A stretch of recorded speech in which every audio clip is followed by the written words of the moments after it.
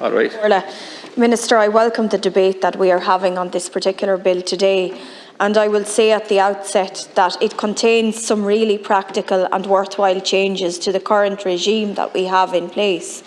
The emphasis of the bill is also a welcome leap forward, in that many of the sections are pragmatic and more reflective of where people are at in terms of skills and the need to maintain safety as a key component of work in a construction or a quarry site.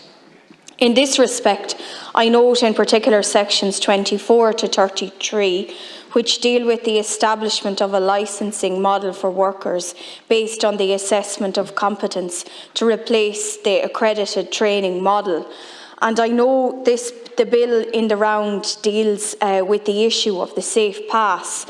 And, you know, the whole issue of the safe pass has become yet again another example of bureaucratic red tape, needless red tape, and indeed I would call it a bureaucratic nightmare that has to be navigated by workers every 4 years.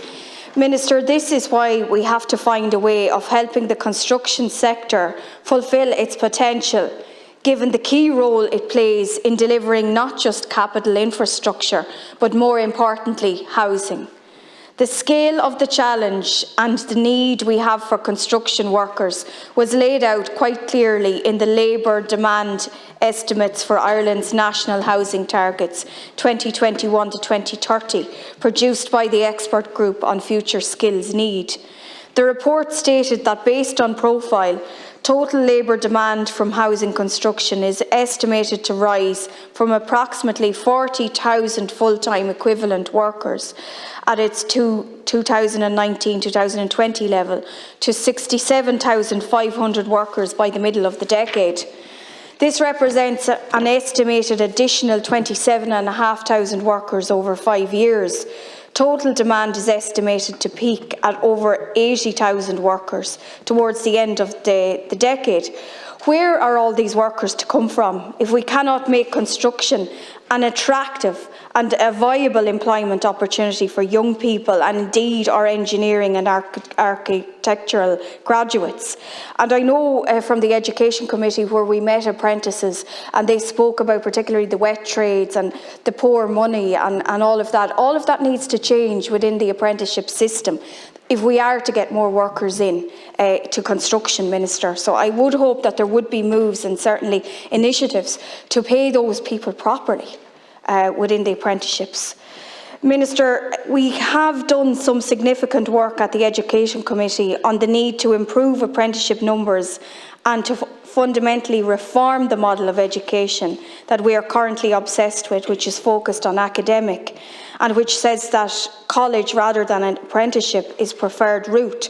Now, I would hope that that will continue to change. I know certainly I want to speak about Laois Offaly ETB in my own constituency. They're doing fantastic work in terms of promoting apprenticeships, and I know the ESB also are reaching out to secondary schools in an attempt to, I suppose, increase the number of apprentices that we have, which will be badly needed. We have a chronic lack of skilled personnel, and as the need becomes more acute, that deficit will be keenly felt. I understand from the expert group report, Minister, that if we are to meet our housing and construction targets, we will need the following additional numbers of skilled workers by the end of the decade. Carpenters and joiners, an extra 2,500, electricians, extra 1,900, plumbers, an additional 1,300, painters and decorators, 1,100 additional, bricklayers and masons, an extra 700, and I'll stop on that point to concede to my colleagues here. Thank you.